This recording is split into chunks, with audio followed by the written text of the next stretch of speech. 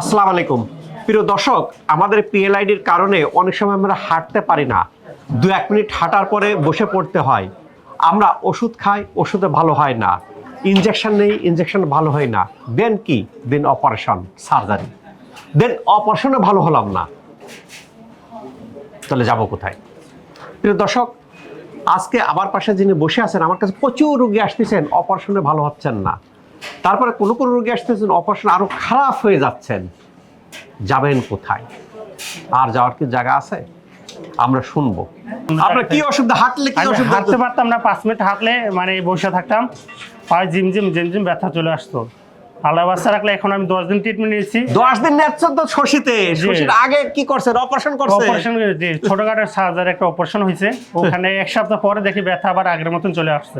অপারেশনের পরে? অপারেশন পরে। তারপর দেখলেন যে আর অপারেশনের কাজ হইব না, শশী ছাড়া আর বিকল্প নাই। জি। তারপর শশী, তারপরে ইমার্জেন্সি স্যার সিরিয়াল দিয়ে আসছে এখানে 2000 টাকা ভিজিট। প্রিয় দর্শক, কথা বোঝা গেছে। উনি কি করছেন?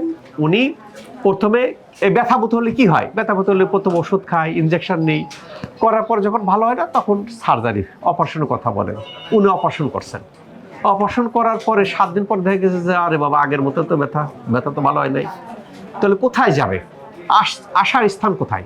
আমি সার্জারি করছে ভালো হচ্ছে না, অপারেশন করছে ভালো হচ্ছে না, আস্থার স্থান শশী। ওনার অসুবিধা কি ছিল?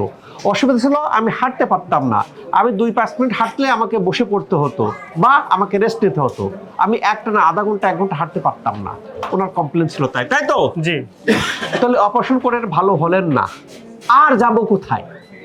শেষ ভরসা ছিল অপারেশন। কারণ আমরা অনেকে আরে অল্প একটু কেটে দিলাম, ভালো হয়ে গেল। অপারেশনও দরকার আছে, অপারেশন লাগবে না তা আমরা বলি না। অনেক রোগীর অপারেশন দরকার, বাট আবার কিছু রোগীর অপারেশন দরকার না। যখন অপারেশনে ভালো না হয়, দেন এখন প্রচার হয়ে গেছে শশীতে ভালো হয়, এটা প্রতিষ্ঠিত ইনশাল্লাহ, যদি কোর্স কমপ্লিট করে। যারা কোর্স কমপ্লিট করতেছে সবার মুখে পজিটিভ কথা শুনবেন। যারা মনে করে যে ইন্ডিয়াতে যাব, বিদেশে যাবো, আচ্ছা কয়দিন নিয়ে দেখি, তাদের 2-1টা রোগী এরকম স্বতন্ত্র, বাকি দেখবেন কিছু। তাহলে বুঝলাম যে ওনার ব্যথার তীব্রতা এত বেশি ছিল, উনি ইমার্জেন্সি আসে, ইমার্জেন্সি ফি দিয়ে অ্যাডমিশন হয়েছেন। কয়দিন ট্রিটমেন্ট নিলেন? স্যার 10 দিন শেষ। 10 দিন শেষ নিয়ে গতকালকে কতক্ষণ হাঁটছেন? 1 ঘন্টা স্যার। 1 ঘন্টা হাঁটছেন। আগে কতক্ষণ হাঁটতে পারতেন না? 5 মিনিট। 5 মিনিট আগে হাঁটতে পারতেন না, অপারেশনের পরেও পারেন না, এখন 1 ঘন্টা হাঁটছেন। হাঁটার পরে কি অবস্থা? পা খসে গেছে নাকি? জি, আলহামদুলিল্লাহ ভালো আছেন, ব্যথা নাই? ব্যথা নাই। প্রিয় দর্শক, বোঝা গেছে যে আল্লাহর অশেষ রহমতে যে এখানে যে জিনিসটা করা হয় ভিতর থেকে ভালো করা হয়। No medicine, no injection, no surgery.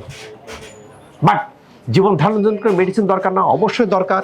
জীবন ধারণের জন্য ইনজেকশন দরকার, জীবন ধারণের জন্য সার্জারিও দরকার। বাট যে রোগগুলির এটা দরকার না, সেই রোগগুলো ট্রিটমেন্ট আমরা দিই। দেওয়ার পরিণতিতে এরকম ভিতর থেকে ভালো হয়।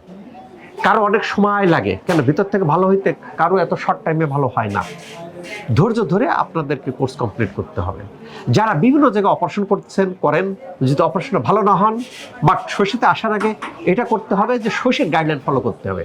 অর্ধেক এখানে অর্ধেক ওখানে, এই রোগী আবার ভালো হয় না, আবার মন গড়া, স্যার এটা ট্রিটমেন্ট নেবো, ওটা নেবো না, ভালো হবে না, আসার পরে ছেড়ে দিতে হবে।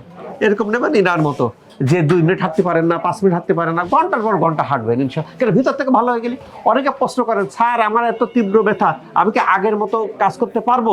অবশ্যই পারবেন ইনশাআল্লাহ। আপনি ভালো হয়ে গেলে, কেন ভিতরে যে কারণটা হচ্ছে সেই কারণ যদি না থাকে, ভালো হয়ে যান, কেন পারবেন না? পারবেন, আগের মতো পারবেন। তবে তার জন্য আপনাকে এরকম একটা পদ্ধতি ফলো করতে হবে, যেখানে এরকম ইন্টিগ্রেটেড সমন্বিত একটা সিস্টেমের ট্রিটমেন্ট দেওয়া।